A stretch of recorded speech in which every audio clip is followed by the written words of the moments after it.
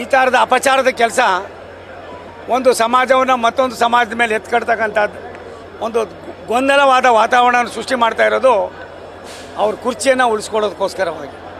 ನಾನು ಸಿದ್ದರಾಮಯ್ಯನವ್ರಿಗೆ ನಿನ್ನೆ ತಾನೇ ಹುಬ್ಬಳ್ಳಿಯಲ್ಲಿ ವಿನಂತಿ ಮಾಡಿದ್ದೀನಿ.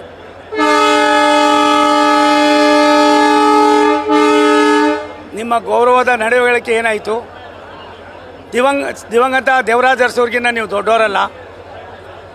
ಎಲ್ಲೋ ಕುಳಿತುಕೊಂಡು ಮಕ್ಕಿ ಒಂದು ವರದಿ ಮಾಡಿಸಿ ನೀವು ಬೇಕಾದಂಗೆ ಬರ್ಸ್ಕೊಂಡು ಇದನ್ನು ಮಾಡ್ತಕ್ಕಂಥದ್ದು ನಿಮಗೆ ಗೌರವ ತರೋದಲ್ಲ. ನಾನು ಒಂದು ಸಜೆಷನ್ ಕೊಟ್ಟೆ ಅವ್ರಿಗೆ, ಬೆಳಿಗ್ಗೆನೂ ಕೂಡ ಕೊಟ್ಟೆ. ನೀವೇನೂ ಮಾಡಬೇಡಿ, ನೀವೇ ಇನ್ನೂ 3 ವರ್ಷ ಇರ್ತೀನಿ ಅಂತ ಈಗಾಗಲೇ ಹೇಳ್ಕೊಂಡಿದ್ದೀವಿ. ಏನಾರು ಮಾಡಿ 3 ವರ್ಷ ನಿಮ್ಮದೇ ಅವಧಿ ಇದ್ದರೆ ನೀವು ಇರಿ, ನಾ ಬೇಡ ಅನ್ನೋದಿಲ್ಲ. ಒಬ್ಬ ಯಾರಾದರೂ ಬುದ್ಧಿವಂತನ ಒಬ್ಬನ ಬೇರೆಯವ್ರನ್ನ ಇದನ್ನು ವರದಿಯನ್ನು ರಿಜೆಕ್ಟ್ ಮಾಡಿ ಹೊಸ ವರದಿಯನ್ನು ಮಾಡೋದಕ್ಕೆ ಅಪ್ಪಣೆ ಕೊಟ್ಟು ಟೈಮ್ ಕೊಟ್ಟು ಕೇವಲ 1-1.5 ವರ್ಷದಲ್ಲೇ ಸಂಕ್ಷಿಪ್ತವಾಗಿ ಇವಾಗಲೇ ನಾವು ಸೆನ್ಸಸ್ಸು ಶುರು ಮಾಡ್ತಾ ಇದ್ದಾರೆ. ಭಾರತ ಸರ್ಕಾರ ಸಾರ್ವಜನಿಕ ಸೆನ್ಸಸ್ಸನ್ನು ಕೂಡ ಶುರು ಮಾಡ್ತಾ ಇದ್ದಾರೆ. ಅದನ್ನು ಮಾಡಿ ಇದನ್ನು ತಿರಸ್ಕಾರ ಮಾಡಿ ಅದಾದಮೇಲೆ ನಿಮ್ಮ ಕಾವಲದಲ್ಲೇ ಇನ್ನೊಂದು ಸಾರಿ ವರದಿ ತೆಗೆದುಕೊಂಡು ಮಾಡಿ. ಇವಾಗ ಮಾಡಿರ್ತಕ್ಕಂಥ ವರದಿ ಮಕ್ಮಲ್ ಟೋಪಿ ಆಗಿದೆ. ಜನರನ್ನು ತುಂಬ ದಿನ ಯಾಮಾರ್ಸೋಕ್ಕಾಗೋದಿಲ್ಲ. ಮತ್ತು ಇತಿಹಾಸದಲ್ಲಿ ಉಳ್ಕೋತೀರ. ಕೆಟ್ಟ ಚಾಳಿಯ ವ್ಯವಸ್ಥೆಯನ್ನು ಮಾಡಿ ನಾನು ಭಾರಿ ಒಳ್ಳೆಯವನಂತ ತಾವೇನು ಹೇಳ್ಕೊತಾ ಇದ್ದೀರಿ, ಇದಕ್ಕೆ ನೀವೇ ಎಲ್ಲ ಒಂದು ಕಡೆ ಅಪಚಾರವನ್ನು ಮಾಡ್ತಕ್ಕಂಥ ತೀರ್ಮಾನವನ್ನು ಮಾಡ್ತಾಯಿದ್ದೀರಿ. ನಿಮ್ಮ ಕ್ಯಾಬಿನೆಟ್ನಲ್ಲಿ ಬಹುತೇಕ ಮಂತ್ರಿಗಳು ಹೇಳ್ತಾರೆ ಇದರ ಅವಶ್ಯಕತೆ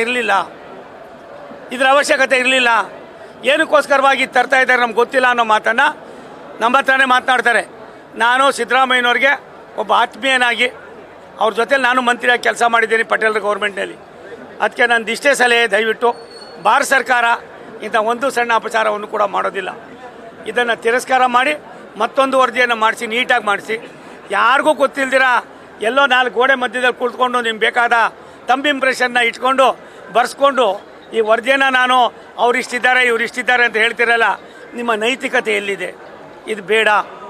ಆದ್ದರಿಂದ ಈ ವರದಿ ದಯಮಾಡಿ ತಿರಸ್ಕಾರ ಮಾಡಿ. ನಿಮಗೆ ಜಾತಿ ಗಣತಿ ಆಗಲೇಬೇಕು ಅನ್ನೋದಾದರೆ ಮತ್ತೊಂದು ವರದಿಯನ್ನು ಮಾಡೋದಕ್ಕೆ, ಜಾತಿ ಗಣತಿ ಮಾಡೋದಕ್ಕೆ ಆದೇಶ ಮಾಡಿ 1-1.5 ವರ್ಷದಲ್ಲಿ ತರಿಸ್ಕೊಳ್ಳಿ. ಅದಾದಮೇಲೆ ಏನಿದೆ ಅದನ್ನು ತೀರ್ಮಾನ ಮಾಡಿದ್ರೆ ನಮ್ಮದೇನು ತಕರಾಲಿಲ್ಲ. ಇದು ನೀವು ಮಾಡ್ತಾ ಇರ್ತಕ್ಕಂಥ ಸರ್ಕಾರವನ್ನು ಕುರ್ಚಿಯನ್ನು ಉಳಿಸ್ಕೊಡೋದು ಮಾಡ್ತಕ್ಕಂಥ ಕುತಂತ್ರ ಆಗಿದೆ. ನಿಮ್ಮ ಹತ್ರ ದುಡ್ಡಿಲ್ಲ, ಅಭಿವೃದ್ಧಿಗೆ ಏನೂ ಮಾಡೋಕ್ಕಾಗ್ತಾಯಿಲ್ಲ, ಅನೇಕ ಬಿಲ್ಗಳು ಕೊಡೋಕ್ಕಾಗ್ದಿರ ಒದ್ದಾಡ್ತಾ ಇದ್ದೀರಿ, ಇನ್ನು ಮೇಂಟೆನೆನ್ಸ್ಗೆ ಆಗ್ತಾಯಿಲ್ಲ. ಯಾರ್ಯಾರಿಗೋ ತೊಗೊಂಡು ಬಂದು ಕ್ಯಾಬಿನೆಟ್ ರ್ಯಾಂಕನ್ನು ಕೊಟ್ಟು ಅದು ಎಷ್ಟು ಜನಕ್ಕೆ ನಿಮ್ಮ ಸರ್ಕಾರದಲ್ಲಿ ಕ್ಯಾಬಿನೆಟ್ ರ್ಯಾಂಕಿನ ಅನುಭವವನ್ನು ಮತ್ತು ಇದನ್ನು ಪಡ್ಕೋತಾ ಇದ್ದಾರೋ, ಲಾಭವನ್ನು ಪಡ್ಕೋತಾ ಇದ್ದಾರೋ ಅದು ಕೂಡ ಮಾಹಿತಿ ಇಲ್ಲ. ಸಿದ್ದರಾಮಯ್ಯ ಸಾಹೇಬ್ರೆ, ನಾನು ನಿಮ್ಮನ್ನು ತುಂಬ ಹತ್ರದಿಂದ ಬಲ್ಲವನಾಗಿದ್ದವನು, ನಿಮ್ಮ ಕೆಲಸ ಕಾರ್ಯಗಳನ್ನು ನೋಡಿದಂಥವನು.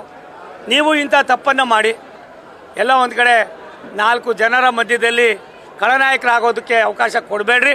ನಿಮ್ಮದೇ ಅಧಿಕಾರ ಇದೆ, ನೀವೇ 3 ವರ್ಷ ಮುಖ್ಯಮಂತ್ರಿ ಆಗಿರ್ತೀರಂತ ನೀವೇ ಘೋಷಣೆ ಮಾಡ್ಕೊಂಡು ನಮ್ಮದೇನು ತಕರಾಲಿಲ್ಲ. ಇದನ್ನು ತಿರಸ್ಕಾರ ಮಾಡಿ ಹೊಸದಾಗಿ ತಾವು ಮಾಡಿ ಅದು ಜಾತಿ ಗಣತಿಯನ್ನು ಮಾಡಿದ್ರೆ ರಾಜ್ಯಕ್ಕೂ ಒಳ್ಳೆಯದು, ನಿಮಗೂ ಒಳ್ಳೆಯದು. ಇಲ್ಲಾಂದರೆ ನಿಮ್ಮ ಪಕ್ಷ, ನನಗನ್ನಿಸ್ತದೆ ಜನ ನಿಮ್ಮನ್ನು ಯಾವ ರೀತಿ ಮನೆ ಕಳಿಸ್ತಾರೆ ಅನ್ನೋದಕ್ಕಿಂತ ಹೆಚ್ಚಾಗಿ ಇದರ ಪರಿಣಾಮದಿಂದ ಸಾವಿರಾರು ಲಕ್ಷಾಂತರ ಕುಟುಂಬಗಳಿಗೆ ಅನ್ಯಾಯ ಆಗ್ತದೆ.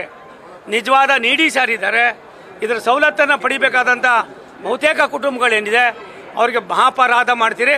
ಆ ಮಹಾಪರಾಧ ಮಾಡೋದಕ್ಕೆ ತಾವು ಯಾವುದೇ ಕಾರಣಕ್ಕೆ ಚಿಂತನೆ ಮಾಡಬಾರ್ದು. ಇದನ್ನು ಪುನರ್ ಪರಿಶೀಲನೆ ಮಾಡಿ ಈ ವರದಿಯನ್ನು ತಿರಸ್ಕಾರ ಮಾಡಿ ಮತ್ತೆ ನೀವು ಜಾತಿ ಗಣತಿಯನ್ನು ಯಾರನ್ನಾರು ಒಳ್ಳೆಯವ್ರನ್ನ ಹಾಕಿ ನೀವು ಮಾಡಿಸೋದು ಒಳ್ಳೆಯದು. ಇದನ್ನು ತಿರಸ್ಕಾರ ಮಾಡಬೇಕು ಅಂತ ಒತ್ತಾಯ ಮಾಡ್ತೀನಿ.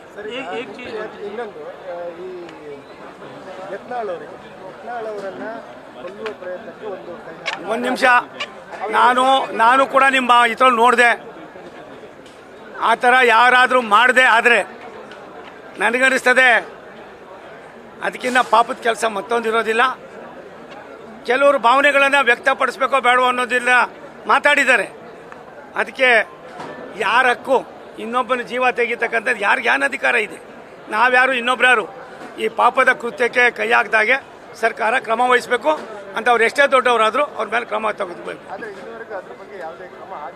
ಒಂದು ಮಾಹಿತಿ ಏನಿದೆಯೋ ಗೊತ್ತಿಲ್ಲ, ನಾನು ಅದ್ರ ಬಗ್ಗೆ ಜಾಸ್ತಿ ಇದಾಗಿಲ್ಲ. ಯತ್ನಾಳ್ ಅವರು ಒಬ್ಬ ನುರಿತ ಹಿಂದುತ್ವ ಇರ್ತಕ್ಕಂಥ ಒಬ್ಬ ನಾಯಕರು, ನನಗೂ ಕೂಡ ಆತ್ಮೀಯರು. ಹಾಗಾಗಿ ಅಂಥ ಪಾಪದ ಕೆಲಸಕ್ಕೆ ಕೈ ಹಾಕಿದ್ರೆ ಸುಟ್ಟು ಹೋಗ್ತಾರೆ. ಅದು ಆಗೋದಕ್ಕೆ ಅವಕಾಶ ಮಾಡಬೇಡ್ರಿ ಅಂತ ಎಷ್ಟೇ ದೊಡ್ಡವರಾದರೂ ಕೂಡ ಅವ್ರ ಮೇಲೆ ಕಾನೂನು ಕ್ರಮ ತಗೋಬೇಕು. बोलिए रेलवे के लिए बोलिए सर. एक आपका ये मॉडल स्टेशन बनाने का जो पिछले में आपने कहा था सेंट्रल को, अब DPR बना but the sanction has not been नहीं कुछ क्या वो था, DPR बंद को भेजा था, मुझे अभी बताया, इसलिए थोड़ा टेक्निकली प्रॉब्लम है बहुत, ये वो कहे किसको मुझे बताया, इसलिए मैं उसको बोल को क्या ये भेजे मुझे, मैं बड़ा साहब का पास बात कर को कैसा करना क्या करना मैं चिंता कर को करेंगे कर को मैं उसको बता को. अभी 15-20 मिनट में आप कह रहे दिल्ली जाने की तरफ, बाद में उसको कैसा करना है करना है कह दी. ಬಿಜೆಪಿ ರಾಜ್ಯಾಧ್ಯಕ್ಷ ಈ ವರದಿಯೊಂದಂತೂ ಹೋಗಿದೆ, ನಮ್ಮ ಚವ್ಹಾಣ್ ಅವರು ಬಂದ್ಕೊಂಡು ತಗೊಂಡು ಹೋಗಿದ್ದಾರೆ.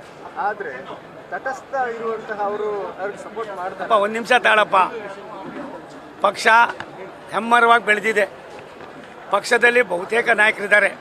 ನಮ್ಮ ರಾಷ್ಟ್ರೀಯ ನಾಯಕರುಗಳು ಏನು ತೀರ್ಮಾನ ತಗೋತಾರೋ ಅದೇ ಫೈನಾರ ಆಗ್ತದೆ. ಸಣ್ಣ ಪುಟ್ಟ ಇಲ್ಲಿ ಏನೇನೋ ಇರ್ತವೆ, ರಾಷ್ಟ್ರೀಯ ನಾಯಕರು ಅದನ್ನು ಸರಿ ಮಾಡ್ತಾರೆ. Thank you. ನ್ಯೂಸ್ ಫಸ್ಟ್ ನಿರ್ಭೀತಿಯಿಂದ ನಿಮ್ಮ ಪರವಾಗಿ.